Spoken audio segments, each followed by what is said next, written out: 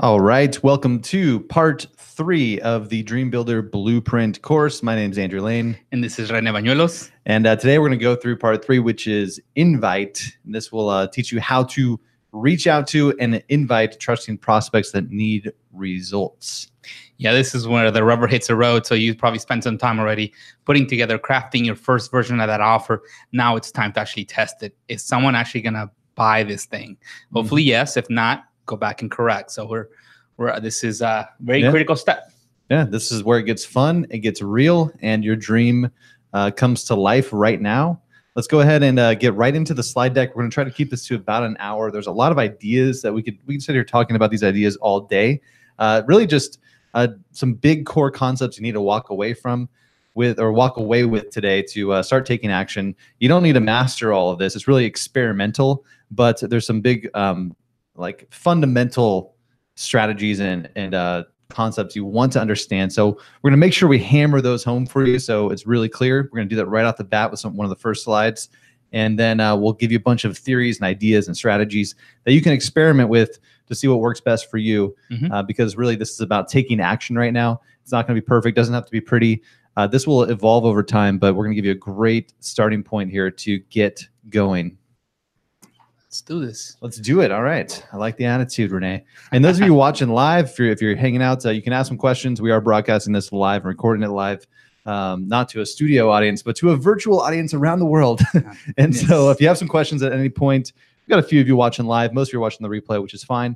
We will try to do some Q&A at the end if necessary. Good. So again, part of the Dream Builder Blueprint course, and let's get going.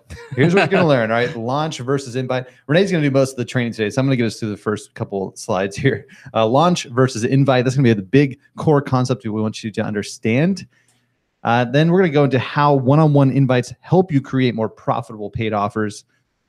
And that's the big idea here. Okay. This is not about doing things the hard way and old-fashioned way. It's actually about doing something more efficiently and better. So you ultimately want to get to where you can scale your business, make a lot more money, and not have to do a bunch of one-on-one stuff and manually like asking people to check out what you have to offer.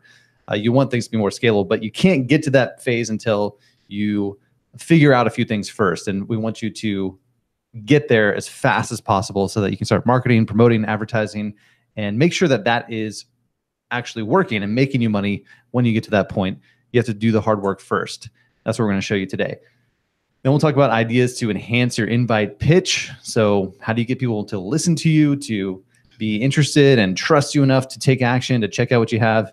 Those first few people you invite to your offer are so critical. And then as you get better and better, you want to improve that process. And we're going to show you how to optimize that invite process so that you can become really efficient with your time and start to get more and more people to buy what you have to offer. And they're going to get a better result and you're going to make more money. And then ultimately you're going to find ways to automate a lot of that. Then how to build trust with new audiences. So this is, again, one of those core concepts and kind of a foundation going forward. Even as you're doing advertising and more scalable activities, this is something you're always going to be doing. You're always inviting, finding new audiences you can get in front of.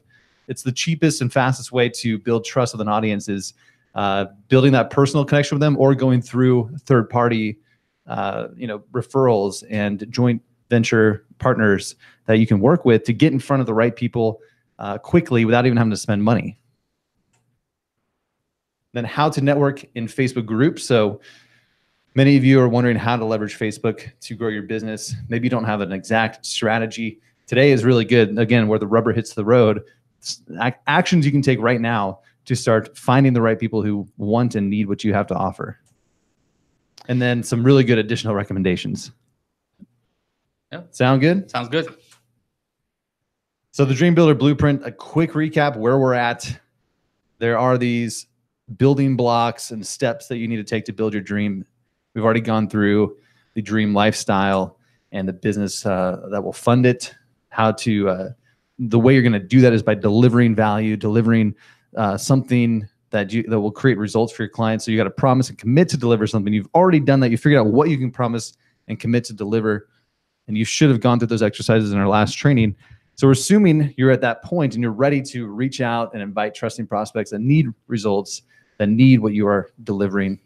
And that's what we're going to focus on today. And then this is all building up towards being able to scale and start to automate your business. So systematically and continuously nurture prospects and then grow your income streams, grow your audience, find more people. These are the building blocks to get there. So we're going to focus on this one today, Invite. This is going to help you, again, move in the direction of making a lot more money with your business and spending a lot less time doing it. First concept. Big concept here. Yes. So we're going to show you first what most people will probably have been telling you to do, and that honestly is not working for most people, and it's not working even for the few that have gotten into work in the past. Is working less and less for them, and that's this launch concept. And the idea is that you're going to come up with some paid offer, something you want to deliver, and you're going to spend maybe, instead of actually just starting with your first draft, you're going to actually spend maybe months or not years perfecting what you think that ideal offer should be. You're going to work on it on your own, so to speak, in a cave mode, you could say, without getting much feedback, because the idea is you want to get it perfect before you have a big launch. And then you're going to have a big launch, and that's what's supposed to happen to you. You're supposed to make a lot of money. But the reality is, like I said earlier, it's not working. It's starting to work less and less and less. Things are changing online. There's so much competition that you need to get it right and work on it slowly versus assuming that that first guess is going to be a home run for you. It's not. So we don't want to land on that. Just because you spend all this time working on something and making it perfect and it's meets your standards, and then you decide to go and do some big webinars or start running ads to it, does not mean it's going to work. And more often than not, it fizzles out, because without the cash flow, your dream is going to die. You burn out.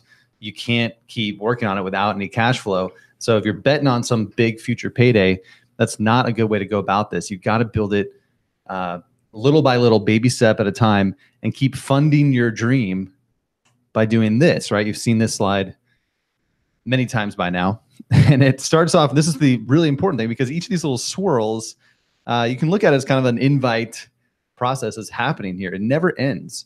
You're always looking for ways to invite, and you're always proving and validating that your invite works. Yeah, and you're not going to wait till you have that perfect offer, or that you think it's a perfect offer. You're going to actually get the offer far enough, ready enough for you to actually start making some sales and proving it. And you're going to start with your warm market to test and validate that the interest. Does someone actually want to buy the solution? Is it a fit? Is it what they're looking for? Is it something I want to do? That may be something you want to discover. Maybe you want to tweak it a little bit and say, hey, I don't want to quite offer it that way. I want to do it this way. That's something you want to find out right away, as soon as possible, before you even attempt scaling. Even if it worked, even if launch worked for you, the worst thing that can happen for you is actually have something work for you that you don't want to end up in, or be in a situation you don't want to end up in. So start with that, inviting that warm market first, and then get some feedback and refine and improve your process. The whole point of the invite is to actually personally reaching out and talking to people and having conversations. And that's how you're going to get the feedback, not just assuming that people are going to land on some page and buy from you and never talk to them, because you're going to miss out on actually hearing from them. Why did they actually buy? Is it point A? Is it point B? I mean, they may be buying for a completely different reason. And you know what? If that's the case, you want to know that and refine it. Maybe part of your solution worked, the other part didn't. You want to know that as fast as possible and improve it and refine it, and then go at it again, right? And that's really, really important to make sure you understand the difference here between hoping that one day you're going to have that perfect sales page and it's going to make you a bunch of money because it's selling for you. That's a big assumption people have, is that, well, if I just write up a really good sales page, make that really good sales video, boom, I'm going to make all these sales. It's really hard to do that. Like, creating those sales pages that just make you money is extremely difficult. And it actually usually looks like this, because over time you're improving your sales message, and you do that first by proving that it works with people that already know you and like you and trust you, that you can already have communication with. If you can't sell it to them, you need to work on your messaging, right? Mm-hmm. So prove that you can sell it one-on-one or to a small group of people. And then eventually you're going to go find more people who don't really know you as well. See if you can sell it to them, right? And at that point, your offer is going to be better. You're going to be better crafted. It's going to be explained better. So it's okay. Now it's going to be able to convert to someone that's not as warm as your initial time. So, and then you're going to improve or optimize your invitation process. So you're going to find what works here. And before you go and do it again, you want to try to accelerate, the process of turning them from interested to buying. So all those conversations that you have with people, all the feedback you get, you want to try to improve that process by making a short video or maybe writing up something more clearly, right? So everything that you do and learn that first time around, you want to optimize so it can be faster, more efficient. It's easier for you. It's easier for them. Now you can get more people. That's how you make more money, is if you can do this faster. So the first wave of people might take a little time. It's not going to be hugely profitable, but that's okay. Remember, you're investing in your business, your idea, your dream. You're going to put in that hard work. And then the next time around, you're going to do a little bit more, a few more people, even if it's only, twice the amount of people or a couple more. It's a big jump to go to that point to where, see if you can get one video or a webinar or something that will get more people to sign up, and then improving that process. Yep. And repeating that. That's never going to end. And and what's great is that you're actually earning money along the way. You're not waiting. You're not waiting for that big payday, and it might not be a lot of money, but it may be enough to help you keep going, to fund that business right now, to take the next step, and then that next payday is going to be bigger and so forth. And that's how you're going to eventually have that big payday. But you don't have to starve along the way to do it. You're going to be funded along the way, which is a lot more. It's a healthier way to build a business versus just assuming I just got to hold it through and wait. And as soon as it's ready and it'll be a big payday, it won't be a big. It'll be a big disappointment. So with this, you're going to be fed, quote unquote, along the way as you build it. As you perfect it. Celebrate those little baby steps. Feel good about it because you are building you're building your dream, even though it might be really small little baby steps to begin with. That is part of the process. And if you can monetize even just a little bit to begin with, that really is huge for validating your idea, building your confidence, building your credibility. Next time around, you'll be a little bit better, and then a little bit better, and just keep improving. That will start to compound. And then you can start to really crank up the gears with those more automated systems that will help multiply that much faster. And just some quick little thing to add is, you may think maybe this is something that people do at the beginning. You know what? Even after you already launched a few successful or put together a few successful offers, and you've already gone through this process, you're going to have to repeat this process for every single new offer. It may be a faster timeline for you because you've maybe worked with that market a little longer. You've gotten some feedback, and it's not going to take as many iterations, but it's still the same process. You're not going to go out and just hit the switch on something and assume it's going to blow up. Exactly. This is always something you can follow, a model you can follow for everything you launch. So start with the invitation. That is where it all begins. You've already crafted up your offer. You've come up with your A to B transformation you want to create. You figured out how you're going to deliver that solution. So now, instead of pumping the brakes, slamming the brakes, and saying, well, now I got to figure out how to market this thing, right? I got to come up with that sales funnel to sell this thing. No, don't do that right now. Don't self-sabotage by coming up with all these excuses of why you can't sell it or make money right now. That's something we see all the time, and it's something I've done myself. Right? You block yourself from having success and getting your idea off the ground by thinking it needs to be more complicated than it really is. And a lot of it is because we've heard somebody else has a funnel, and we don't know that it took them a few iterations to actually get to that point. We just see the final result. Or it may be a mental game we're playing with ourselves. We're too afraid to offer this to somebody because we got that fear of rejection. It's normal for that to happen, or we're just trying to delay it for some reason. Or we have that perfectionist inside of us. Whatever it is, just stop, just go out. No one expects us to be perfect. You're going to fill in the gaps by personally actually explaining to somebody if there's a point that's not clear. That's why you're personally reaching out, so that you're there to fill in the gaps right now. And you're better at closing in any funnel you can create. No matter how good you are, you should be better at closing than anything you're going to be able to create at any point in time. It's not the most efficient way long term, but it's the best way to start right now, because you don't have the time to create a funnel. You don't know how to create. You know what's going to work, but you do want that feedback, and you do want that initial income to help you keep going anyway. So right now, you're the best asset. You're better than any other funnel. And speaking of feedback, you do need that firsthand feedback that only a paying client sees, on how a paying client sees their challenge and why they're willing to buy your solution. And it's not your friend. It's not your a family member or somebody that says, yes, I would buy for that. No, get feedback from someone that says, hey, here's my wallet. I actually want it. Take their whole wallet. Yeah, here's my money. I'm sorry. Pull out Give their them wallet. the driver's license back, and then speak of that. Yeah, no, but it's a big difference when you're taking money from someone. That transaction is way different than someone just supporting you for free, or it's a different relationship. And they're willing to pay for it. That's actually already a filter. This is something someone buys, someone wants to buy, not just somebody blowing smoke, where. But yeah, so yeah, and eventually these conversations will help you make the sales process that will help you close without you. So eventually the idea, yes, we're not recommending that you're forever in this invitation phase with this offer that you create, but it is a step to get you to the point where you figure things out, you know what they need to hear, you know what you need to tell them or how you need to present it and what exactly the offer should be, so that now it can be systematized and now you don't have to be in those conversations. A video or something else can take your place. A process can take your place. Simple ideas to invite. So you're sold now on why this is so important, and you are no longer going to self-sabotage by thinking it needs to be super complicated to get your idea out there. You are ready to take action right now, even if it's just a twinkle in your eye, this dream that you have, this offer that you don't even know if you can sell or have the confidence to deliver. You can start inviting, okay? Even if it's not even ready to deliver yet, if you're just working on a course or building a membership, or you have this concept that you think would help people, but you're not even sure, that can be a starting point. You need to start inviting right now. Share that idea, share this vision that you have, find people who are willing to work with you to create that. You're creating it with a group of people is way better than doing it on your own. And finding that accountability from people is what helps you push forward and will inspire you to actually make it a reality. Yep. The best way to get yourself moving is to get someone that says, I'm ready to buy. So now you got to create it. Yep. Take some money, get them involved, and start building it with them. Start with people who already trust you or can be influenced quickly. Yeah. So those are the people who are going to be a little more forgiving. They're not going to be questioning you as much, and you're able to just focus on getting your point across and saying, this is what I got to offer. Does this make sense to you? Are you ready to move forward? Versus them questioning you or expecting your perfection, right? And this is the best way to get started is just to assume this isn't the final version of my product and be clear with that. This is a beta test opportunity.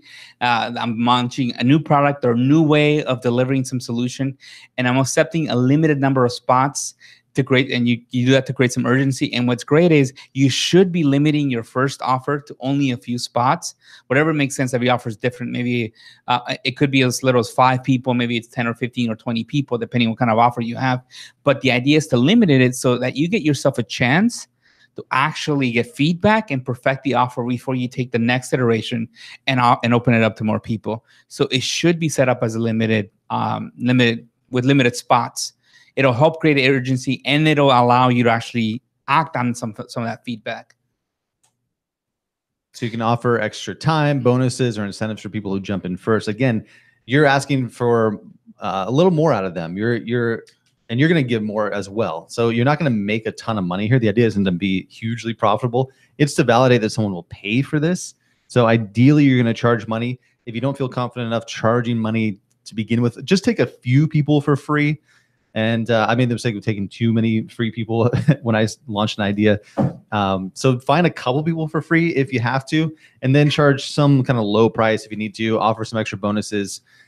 And you're asking more of them too. So remember, they're willing to jump in, and they're not going to expect perfection. You should ask for them to maybe at the end of it provide you a testimonial or something, or a video testimonial review, or refer some people. Especially if it was free. Especially if it's free. We recommend just assume you're not doing this for free. If you really feel that this is so new, you're not sure exactly how to even explain it, then go ahead and do it for free.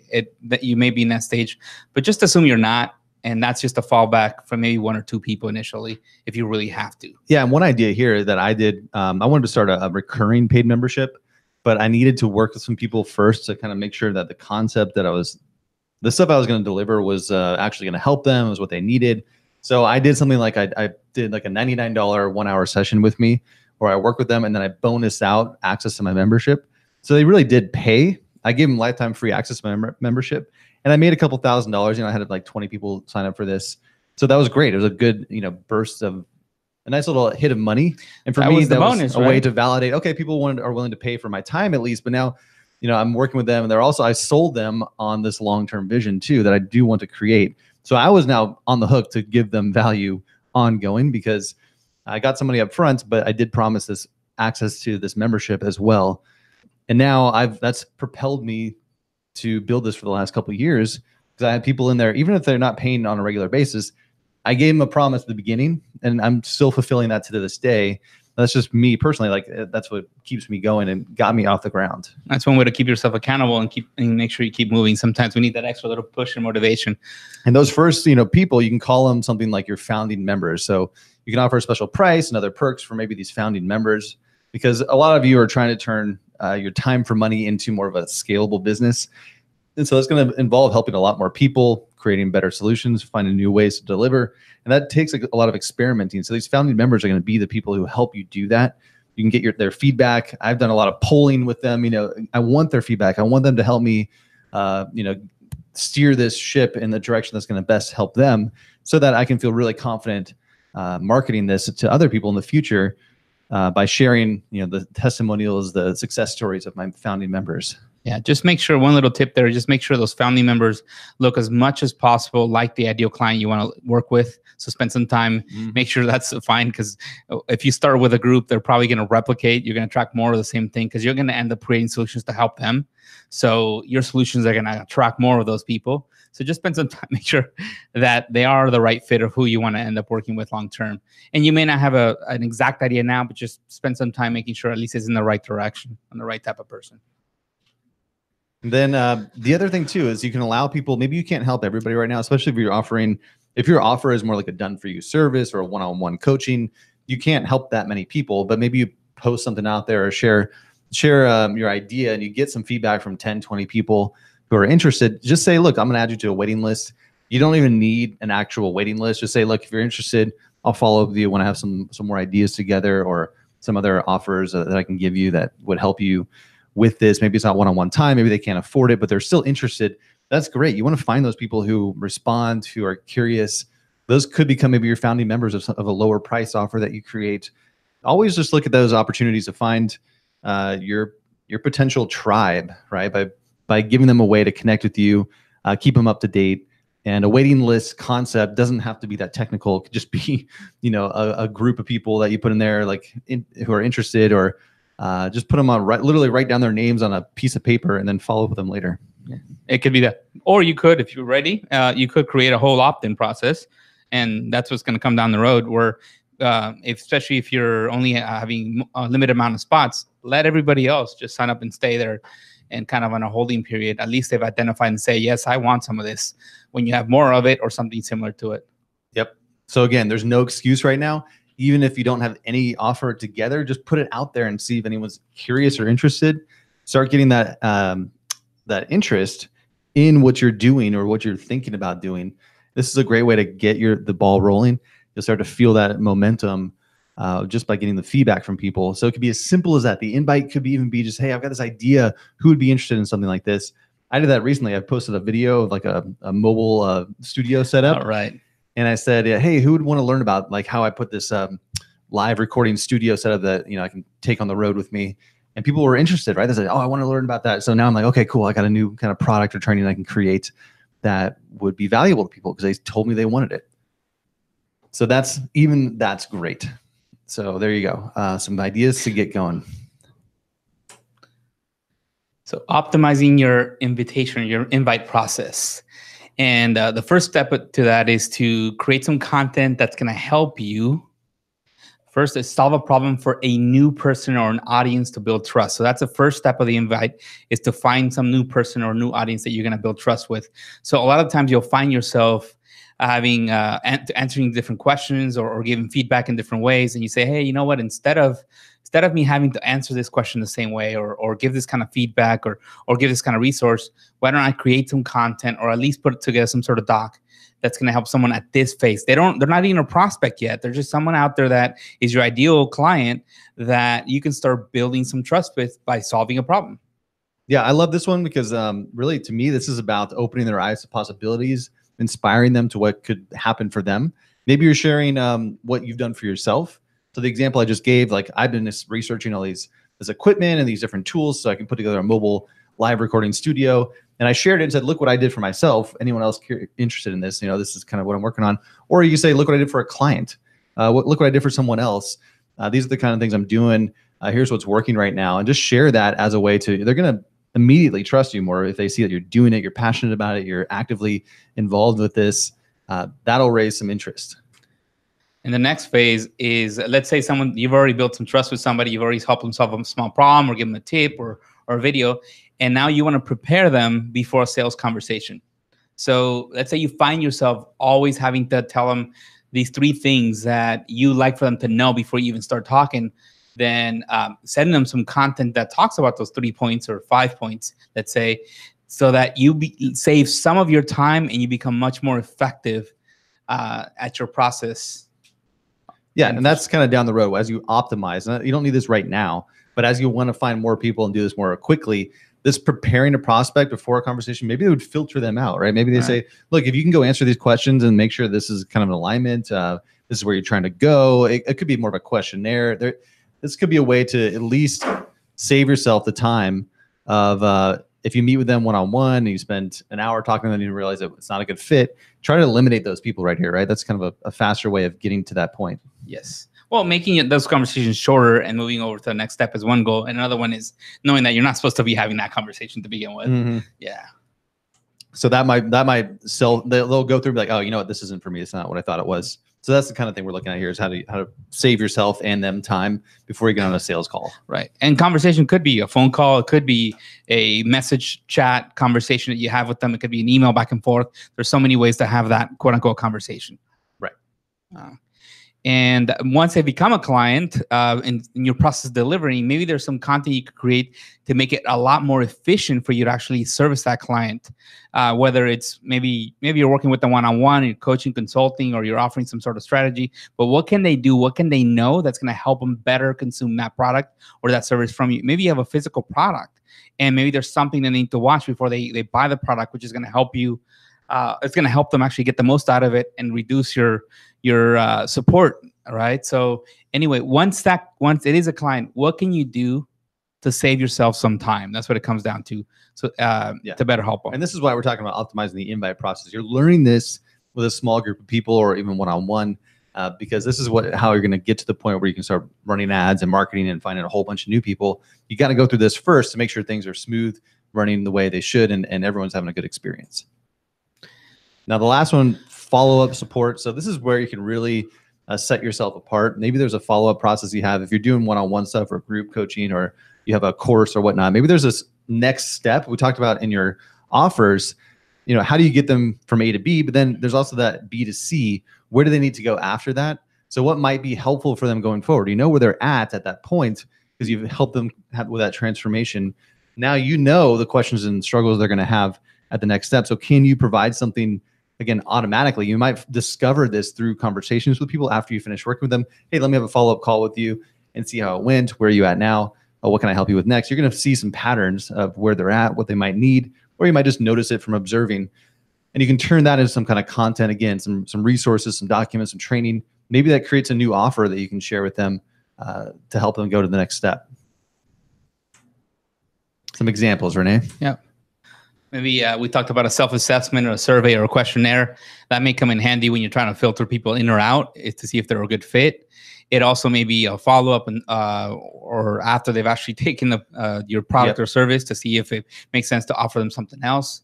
Maybe some foundational knowledge to prepare them to consume from you or to meet with you, to talk to you. Maybe some tools or software they got to go check out before before you spend some time and energy with them, or so they get more out of your product or service. And maybe it's a case study breakdown to show them what you've done for others. That's a good way to actually start building some of that trust to make those conversations a lot more efficient. That'll help set the expectations so they kind of know what they're getting into. And this applies to anything, right? So a physical product they're buying, maybe it's a weight loss smoothie. Like here's kind of what someone did. Here's the timeline expectations, right? So you can kind of walk them through other examples.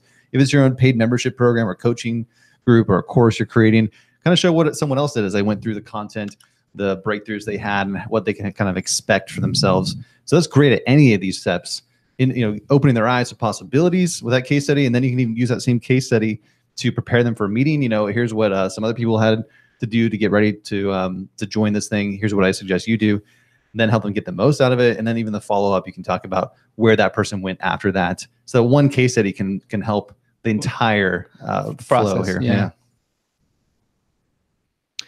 This is the most obvious one. It may seem like the most obvious one, but what are all the questions that you get constantly asked at any level, whether it's someone you're building trust with or someone that you're already doing a follow-up after they've consumed your product or service?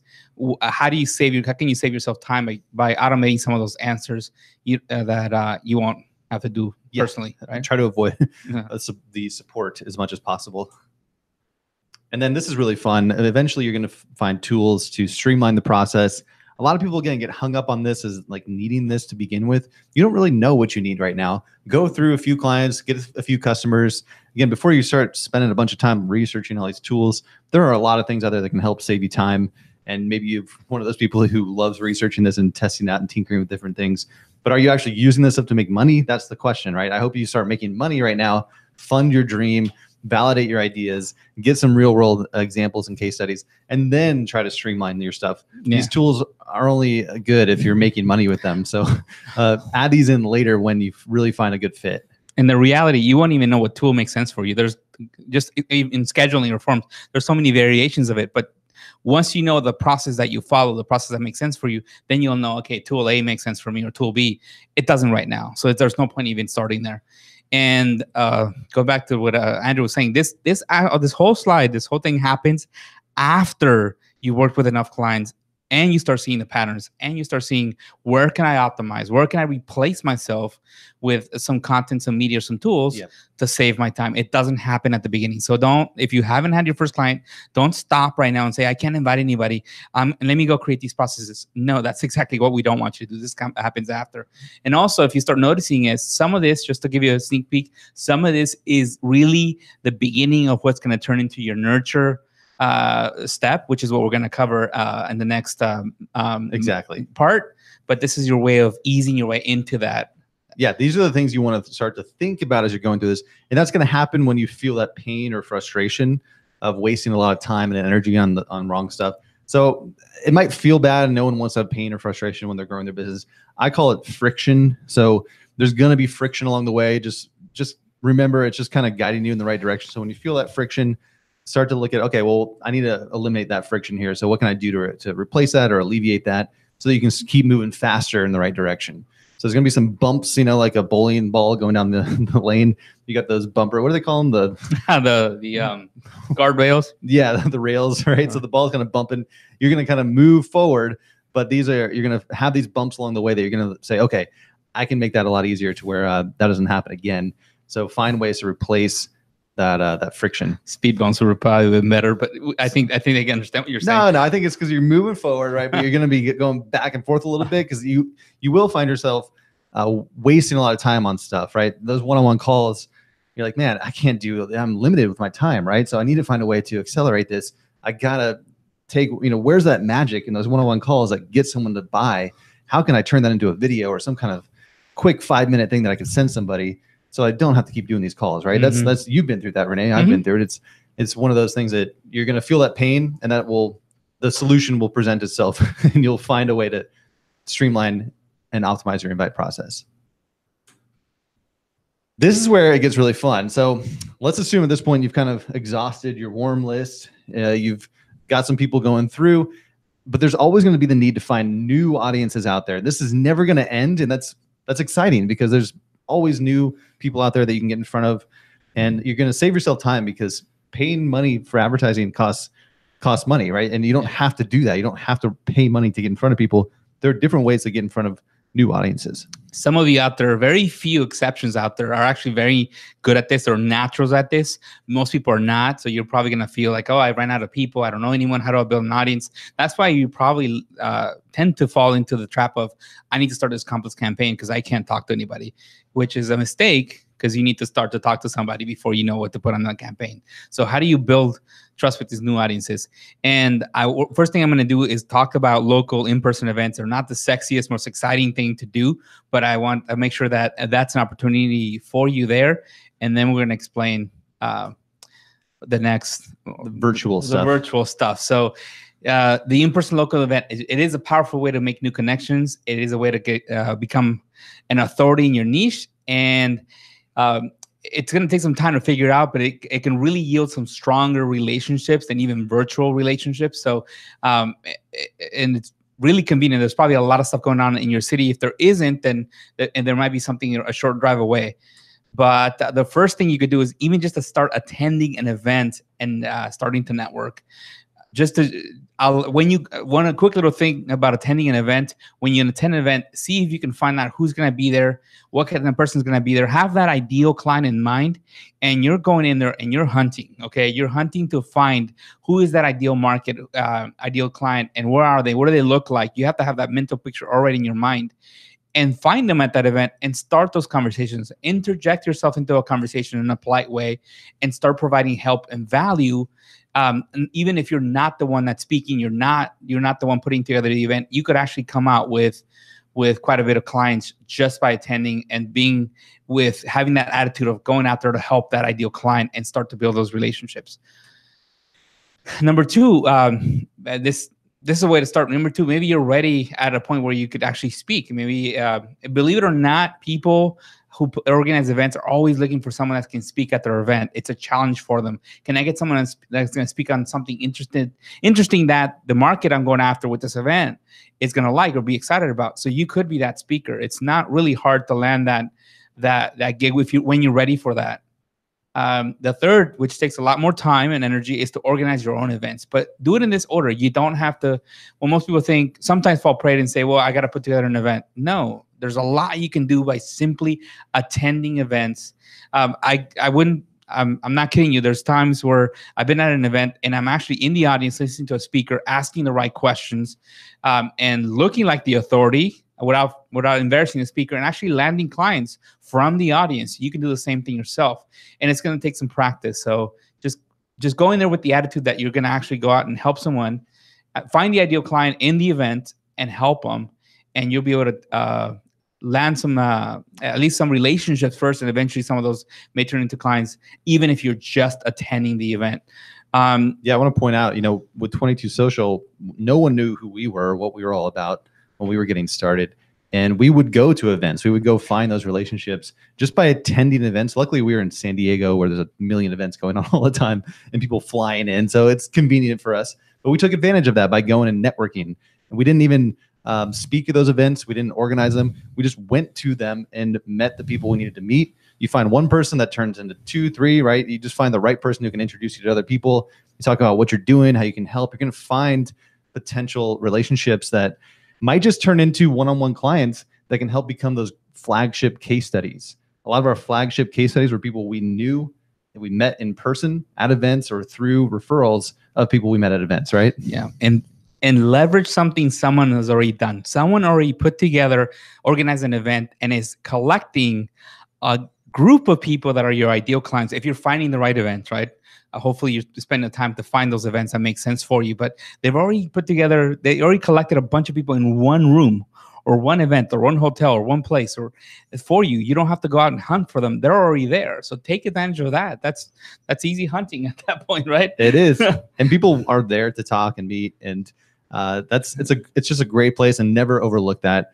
It might not be your thing. If you're a social butterfly, eat it up. That's a great opportunity for you. If you're not, just go and you might find the social butterfly who will introduce you to people. I remember I didn't go introduce myself to Mari Smith. It was someone else said, "Oh, let me introduce you." And then boom, I talked about how we were doing Facebook stuff, and she got all excited. And then we started working with her, and it was just an organic way to spark that relationship. But it was just finding the right person who introduced me at the event, and that could be your way in. We all could use that. Sometimes I'm a butterfly. Sometimes I'm Renee not. Is a butterfly. Renee will meet everyone in the room. Sometimes, but even someone like that would need the help. So, like me, because I'm not going to go out of my way. Yeah. So one-time events, recurring meetups, local chambers, conferences. There's different types of events you can attend. Just keep in mind, just make sure you're not wasting time at events that are not your perfect fit. And we'll talk about that a little more later. But the virtual new equivalent to that, which is something I'm really, really excited about. I've always loved in-person events, but something I'm excited about is doing this virtually. That's what people don't realize is that, okay, what if I don't live in a town where there's a lot of events being put together? Or what if I don't have the time to attend all those events? Well, you can do this from the comfort of your own home, right, at the time that makes sense for you. And that's in your pajamas. Exactly. So that's something that for some reason, a lot of people don't put that together, but someone has taken the time to do the same thing that equivalent of what I think is an in-person event, and don't do it virtually for you. They've collected that audience of your ideal clients. So it's a chance for you to actually leverage that and start hunting there. So it is the fastest way to build relationships that can lead customers to find like-minded people online. And so either Facebook live shows or Facebook groups. And one of the reasons why I like Facebook live shows or Facebook groups is because you're able to actually see who's asking questions and actually doing some research on them to see if they're your ideal client. That's something you can't have in an event in person. You could find someone in the corner that asks something, you have no idea who they are. But when they're online, they're watching a Facebook Live or they're in a group, you can actually do a little research and say, hey, you know what? This isn't my ideal client. It's not worth my time. I'm going to waste my time and I'm going to waste theirs. I'm going to move on. So that's something you don't have. There's a lot more power online. Plus you can plus you can talk to a gangload of people at the same time. You don't have to have one conversation at the time. You could literally have 5 or 10 tabs open on your browser and having all kinds of conversations and feedback and helping people. So what's the first thing? What's the equivalent of attending an in-person event to network? Is to join and participate in someone else's Facebook group and or live show. And just like attending a network event, you could actually get business by doing that. And we're going to talk about the steps to take to do that. The second thing is to be a guest. You could be a guest trainer or speaker. And what's great about doing it virtually is you're not limited to the events that are in your area. You can be invited to be a guest speaker or trainer all over the world without having to travel. So that's the advantage there. The next step is to start your own group and your own show. And this is where number 3 really is something we're going to talk about in the nurture step. So that's a sneak peek that you're not starting there. You're starting with number 1, and you're always doing that. You're not limiting yourself to having to create your own group or your own community, and having the responsibility of identifying, uniting, and inviting that ideal client that's going to listen to you. They're already there. They're already created. Leverage them. Leverage somebody else's Facebook Lives and or Facebook groups.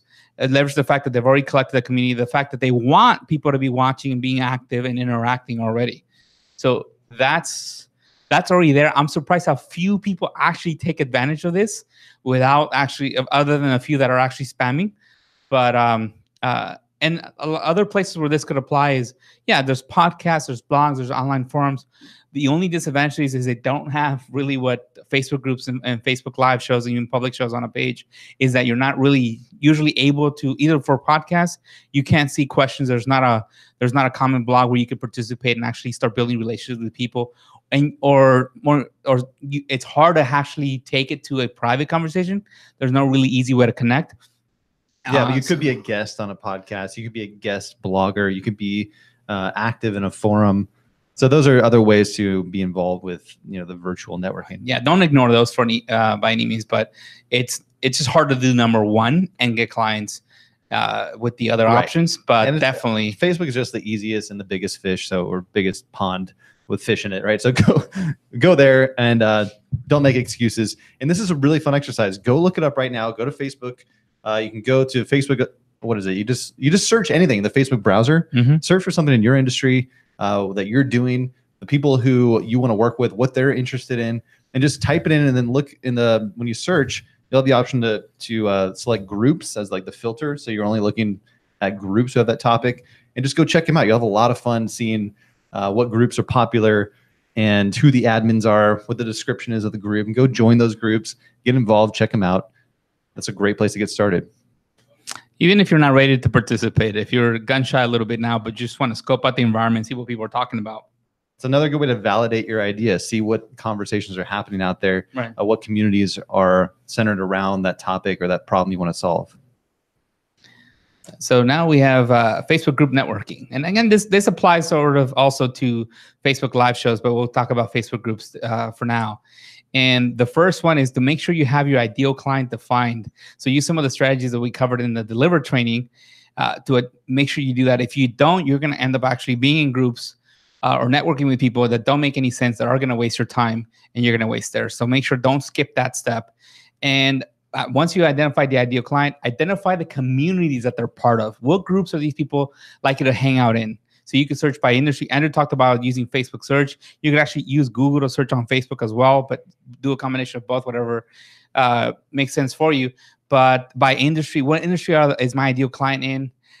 Where's those groups where they're talking about my expertise or product or product that's a complementary to my product? Just to give you a quick example, one of my clients is a fitness professional.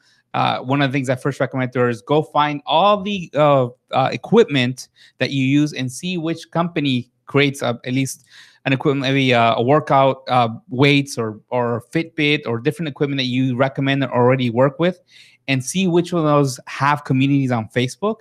And those are your perfect groups or communities to participate in, because hello, they're using the equipment that you recommend already.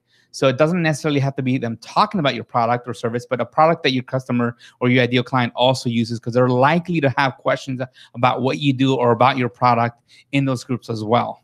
Yeah, that comes back to that first point, knowing where you're, like that point A, where your customers are, what are they currently doing to try to solve the problem? Exactly. That's going to help you find what they might be looking up or involved in to help solve that problem for themselves. And maybe that's not going to work for them because they're struggling with it. They're not getting where they want to go. But you can get in there and find them where they're at right now. And then you can start to help offer a way to get where they want to go. And just make sure what I mean by hang out in is they actually hang out in the group. A lot of the times people put together a group and it's just an admin posting and no one else is posting. Then they're not really hanging out in that community. So that's something to look out. Then skip that group and go to the next one. Active communities where people are asking questions, they're involved. Exactly. So next step is joining and participating in speaking of active and relevant groups. A lot of the times you're going to join a group and then realize that, hey, this is full of people who are not my market. Maybe they're not. We talked about journey in the previous training. Maybe they're not in the right journey. Yeah, maybe they're too advanced, or maybe they're not advanced enough. Right. So you may join a few groups and decide, you know what, this isn't for me. I'm going to leave this group. And that's okay. That's part of the process, is to identify those groups. And the next step is to engage in conversation. I'm surprised how few people realize that you can actually search for posts on groups. I mean, some of you probably already know this, but a lot of people don't, and or don't leverage it. The search bar within groups, right? Exactly. You can look up keywords. If there's tools or topics that people are asking questions about, you can find those just by searching in the group. Yeah, exactly. Going with that fitness example, maybe injury. Maybe if let's say this fitness professional is specializing or has workouts that help with someone who's injured, looking for injuries, looking for, just identify those keywords that that people are typing in when they're asking questions. Those are the golden opportunities. Is where is there an actual customer or a group member, not necessarily the admin, asking a question, because that's your opportunity. Those are just like in an in-person event where let's say there's a breakout session to network, or after the speaker's done and people are networking in the back, and you identify, oh, there's a group over there talking about the stuff that I know a lot about. I think I can help them. This is the same thing happening, but it's almost like being able to listen to all the groups at the same time. That's why I love Facebook groups, because I related to what it used to take me in an in-person event to identify who I should be talking to, when I can just do a simple search and say, hey, that conversation is happening here. Not only happening here, you can see the people who liked that post, exactly, who commented on it. Exactly. It's not just the person who posted it. It's exactly all the activity that's happening around it. Yeah, you answer a question and there's probably 3 or 4 people in there that say, hey, you know what, I have the same question. Go ahead and individually reply inside that conversation to each one of them, and just provide help. Don't say, hey, I can help you with that. Here's my offer. No, actually solve a baby version of the problem, the big problem that you solve, and help them move forward. Help them get out of that confused state. And then the next is to start the relationship. When someone engages with you and says, yeah, thank you for that, that really helped, boom, you know what they get from me right away is a friend request and a message on Messenger. It says, hey, great, I'm glad I was able to help you. Let me know if you have any other questions. I'm here for you. And start the relationship. And they're gonna say, you know what, I'm glad. Some of them may not respond, but some of them will. And they're gonna say, I'm glad you sent me a message. You know, I'm still stuck. I still have this question. Great. I'm gonna take the time to, in the conversation, answer that question for them. So you say right there, actually just directly go to their personal profile and add them as a friend and message them. Maybe not add them as a friend, but at least send them a message. No, I add them as a friend. You don't have to, though. You don't have to, but I do. Okay, I'm just saying. Maybe you don't want to do that, but you could at least start a conversation via chat. You don't have to. There's more likely that they're gonna receive that message if they are friends. But if you've already this doesn't happen. You're not gonna go in there and see who liked the post or a question and friend everybody. You're not gonna do that. You're only gonna do that to the ones that engage back with you and say thank you for that answer, or thank you. What would you really recommend it, or that resource you linked me to? It really helped out. Great. Then it's okay. Maybe you just follow up with them via private message. Hey, a few more things on that. I want to send you a video I did, or some other resources I put together. It was great meeting you, or working with you on this, or tell me what else you're trying to do or whatnot, right? You can kind of just start that actual conversation with them. Exactly. And that's where you really start the relationship. It's not really a relationship till that happens. And now at this point, guess what? It's not somebody in a group. It's someone that you're actually having a conversation with. And at this point, it doesn't matter that they are in a group or what the group rules are or nothing. It's between two people at this point, and you could take that conversation to a point where you start to build trust and qualify. Your goal is two things. It's for people to start trusting you that this is someone that really wants to help. This is someone that knows the answer and can help me. And so they're qualifying you, but you're also qualifying them. So a lot of times when I'm talking to someone on Messenger, I'm trying to find out, is this someone that fits my ideal client? Are they in the right part of the journey? And if they're not, then you know what? I'm gonna answer the question because I started the relationship. But that it ends there. But if they are, then I'm gonna take the next step. And whatever that next step is for you in your process, if you're doing one-on-one coaching or consulting, maybe you schedule a discovery session, or if you have a product or service, you could say, hey, you know what?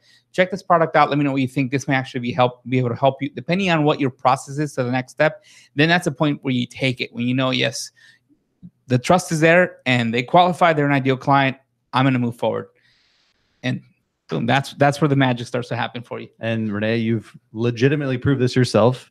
Even though we have the software company, Renee was, wanted to do more consulting and coaching on the side, and you followed these exact steps, right? So, I mean, you built these steps based on your own experience. I've repeated this many times successfully. And not just you, but also your own clients are doing this too. Exactly. And this, again, you can be at any phase of your business. This is really good if you're just starting off and you're just trying to get those first relationships going. We were there with 22 Social. We had to go, build trust because no one knew who we were or what our software was. We had to go find the right clients that we thought, man, if I could help this person have success, that would be a huge catapult for our business. It would be a great flagship case study. We had to really roll up our sleeves and do that work to scale our business, because people wouldn't buy from us unless we had some really good case studies and clients that we could demonstrate the power of our software and our ideas.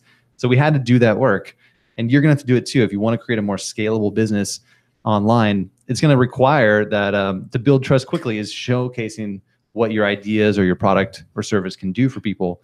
So find those great relationships manually. Go out there and do it. There's nothing stopping you right now. The world is at your fingertips.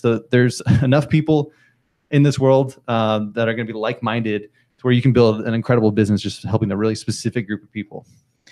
Yeah, and at the very least, you're going to, even if you go as far as step 3 and 4, you're going to know what's out there, what people want, and what they're calling the problem. That's going to help you better craft that offer anyway. So at the very least, doing some market research from real people who are having an actual challenge, who are your ideal client, that's going to help you better. It'll inspire you. Yeah, it should inspire you. You're going to see the opportunities in your market where people are not solving this the right way, or the leadership currently is lacking, and you can see how you could step in and really fill a need. Exactly.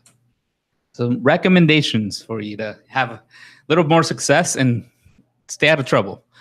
The first part, I know this may seem obvious, but really actually follow group rules. The last thing you want to do is be banned get kicked out from a group and have that admin tell the rest of his friends that also have groups in the industry to ban you or not let you in. Yeah, don't be spammy. That's the worst thing you do, is get in there and just blast your own stuff. Yeah, speaking of blasting yourself, this is the first instinct people will have sometimes when they get in a group. Oh, like, I'm going to go ahead and post my offers. Don't do that. It's not your group. They more than likely don't want you to do that, and it doesn't work because you haven't built relationship. You're trying to sell something, and you haven't taken the time to build up that trust level yet. So it's not going to work, and you're probably going to get blocked or banned. Also, be very careful not to post offering your help.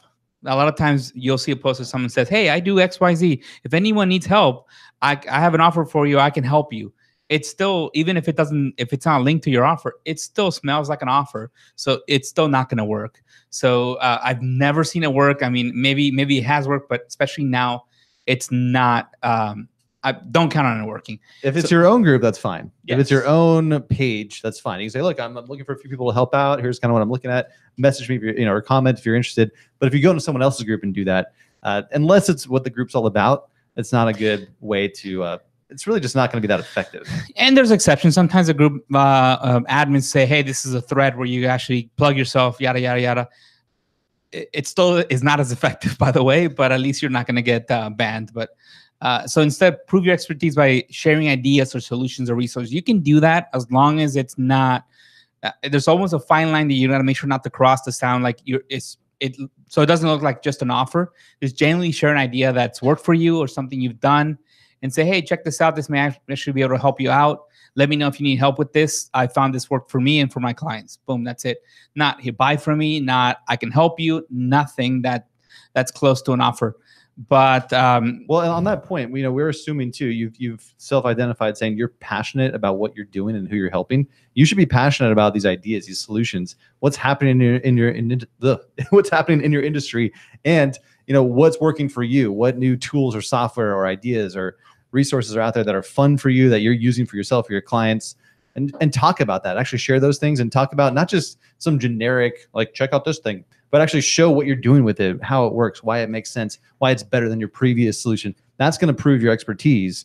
That's saying, wow, this person actually knows what they're talking about. They tried that other tool too. Okay, yeah, that's what I was using, and now they think this one's better. And now I see why they think that's better, or this approach is better, or this process is better. That's how you become an expert. And you probably already know enough to do that. I mean, if you're passionate about something, you're going to learn this stuff. You're going to test it. You're going to prove that it works or not for yourself or your clients. And that's going to, people are going to resonate with that. Be patient. So this is going to take a little bit of time and effort. You're not going to go in there tonight and actually post something. Although I've had that happen for me and the clients, but for most of the times, it's not going to work day one. You're going to have to put some time into it. Dedicate some time. Schedule some time for you and say, you know what, I'm going to do this for 1 hour a day. Maybe I'm going to do my research first, identify the groups and stuff, join a bunch of them, get accepted and so forth.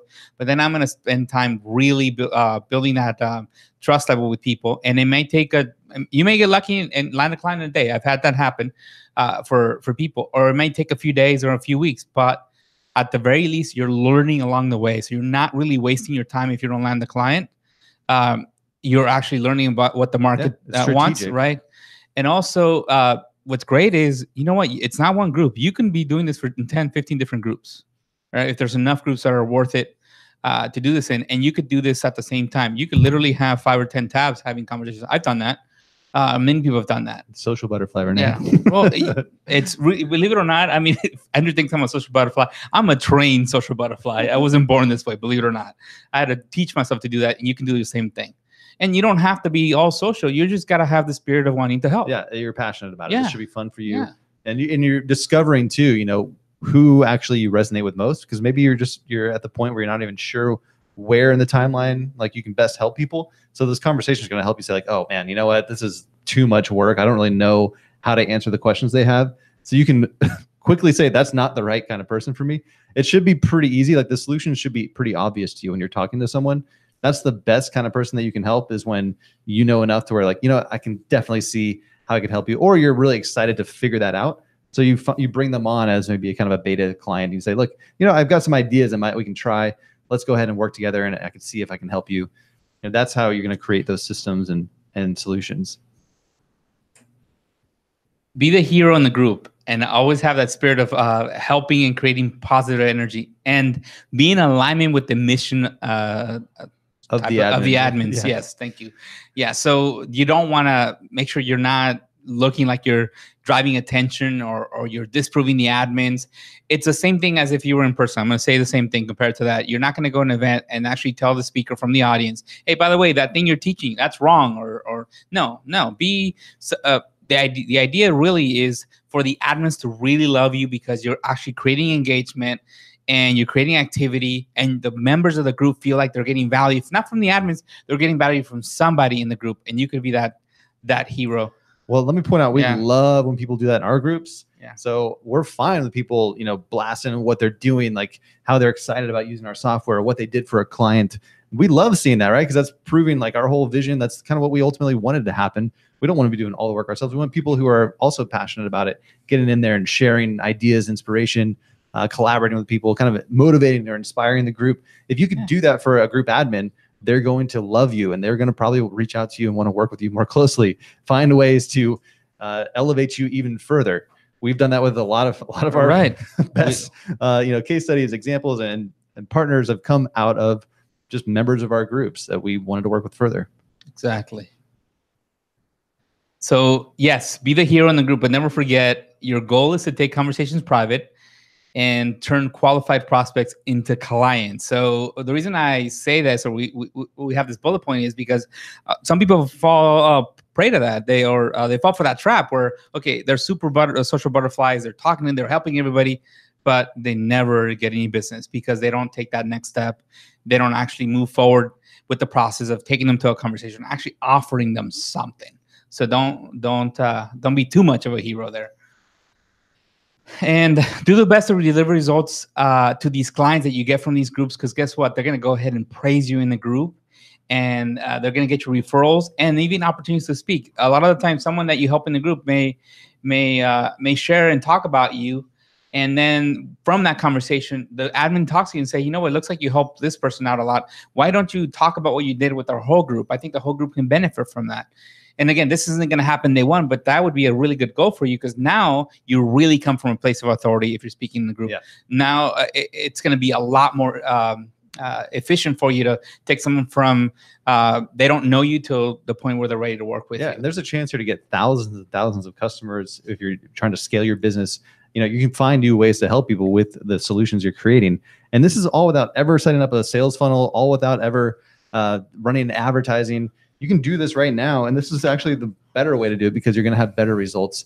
Just running ads doesn't mean people are going to want it and they're going to buy it. Doing this kind of work will help you make money right now, create better solutions, better offers, more optimized invite processes. So it's much more streamlined, and this is how you're going to develop the content you need to start really cranking your advertising. But it starts right here. This is the real world. This is where the magic happens and your dream becomes reality. This is you doing that research and getting paid while you're doing it. Get paid to grow your business. I mean, you got to do that. Yeah.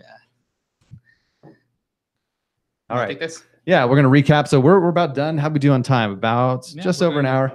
We tried to keep this one a little bit more concise. There's a lot of ideas, and you can go back and watch this at your own time. But the action steps you got to remember to take: invite people to your paid offers before you worry about marketing or advertising. You can start right now, even if you just have an idea. This is how you start to make your offers better and bring them to life, right? If you really want to do something, try it out. Find people who you can work with at a low cost, or maybe you do it for free for the first couple people, just to prove that it works, that the offer makes sense for other people, and then you can start charging good money for it. And you can start right now, invite people, post something right now, do a quick Facebook Live, sharing something you're passionate about, share a photo or a written article or something describing what you're thinking about doing and why you're excited about it and who you want to help, and put it out there right now and just see what kind of feedback you get.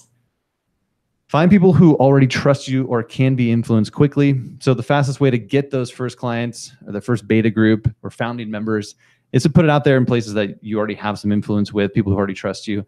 If you don't have that yet, or if you've exhausted that list, you're trying to find more people, we talked about those strategies, right? You can go get in front of other audiences who are, even if it's a local event. Renee, you've had a lot of success finding a local event and going there and either networking or speaking at the event, because those people will trust you if you go there and speak, right? That's how you develop those relationships very quickly. Test and refine your offers. You're always tweaking this. So the goal here is to get that feedback. You're improving your offer. Remember, you want to really test this by inviting. It costs you nothing to invite people to get their feedback. The best feedback is if they pay or if they're even curious enough to have a conversation with you about it. Maybe the price point is too high, but they see the value. Maybe they're confused about what exactly is going to happen. So you can tweak that. You can get those steps more clearly defined so that when you start promoting it later, it's going to be easier for people to understand. One of the biggest things we experienced, one of our business partners, Dennis, he launched his Kickstarter campaign. And within the first few days, he got a lot of feedback from people, and they said, well, you know what, I was a little confused about the process, how this happens, like what's actually happening here or there. So they pumped the brakes and they went and fixed all that. They fixed the text, the messaging, so that when they started running ads, it made more sense, right? You're always doing that. You're always trying to figure out how you can make this easier to understand, so it's just faster and easier for everybody. Optimize your invite process. That's where you can start to think about that whole process of what it takes for someone who has no idea what you have to offer right now to kind of get inspired or interested in it, right? And maybe it's that case study that you share as a free content. You put it out there as like a breakdown of what you did. You open their eyes, or you do some free training showing them how they can have the same kind of success. And now they realize, wow, this is actually something that's going to be helpful for me. What's the next step, right? So you're going to start to see these steps that they're going to go through. Well, I'm curious. I need more information. Can I talk to someone? Is there another video I can check out? Is there a one-on-one meeting I can have with you? Can I get a free consult to see if this is a good fit for me? What are those things that they need to understand? And then when they do sign up and buy, what happens after that? Do you have something you can automate? You'll find that over time. You're going to figure that out through the friction you feel, the pain, the repetitive stuff. Yeah, you can save replace time. that. Yeah, save time. Save yourself time. So that's how you optimize your invite process. That's an organic thing that happens over time. It does take some work, and that is required for you to scale your business. And then you're always going to be finding new audiences. This is something we do all the time. You know, we do our advertising, we do different ways to get customers, but one of the things we're always doing is building relationships, getting in front of new audiences, finding people who need what we have, and figuring out how we can get to them faster without necessarily paying money to get in front of them. Maybe it's just having someone we know introduce us to that person who runs that podcast or who runs that group. And so we can talk to them directly. Or if you don't have that kind of access, just go get involved in those groups, start helping, contributing, and find a way to become a hero in that group so that you're getting some more authority, better relationships, and trust from a brand new audience. You don't have to be a social butterfly to get results. Boom. All right. I think we've covered enough today. That's all for part 3. The next one, we're getting more technical.